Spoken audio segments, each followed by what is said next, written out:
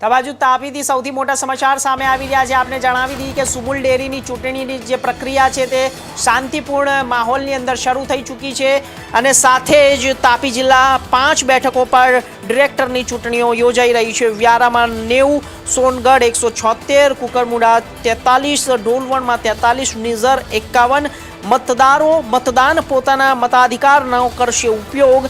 આવનારી 17 તારીખે ચૂંટણી પરિણામ જાહેર થશે। તો સૌથી મોટા સમાચાર આપને આપી દઈએ કે તાપીથી સુમુલ ડેરીની જે ચૂંટણી પ્રક્રિયા શાંતિપૂર્ણ માહોલમાં શરૂ થઈ ગઈ છે। તાપી જિલ્લાની અંદર 5 બેઠકો પર ડિરેક્ટરોની ચૂંટણી યોજાઈ રહી છે અને આ સાથે જ હવે જ્યારે તાપીમાં અને વ્યારામાં 90, સોનગઢમાં 176 અને સાથે જ તેની અંદર 176 અને કુકરમુંડાની અંદર 43, ડોલવણમાં 43 અને નિઝરમાં 51 મતદારો જ્યારે પોતાના મતાધિકારનો ઉપયોગ કરશે અને આવનારી 17 તારીખે ચૂંટણીનું પરિણામ પણ જાહેર થશે।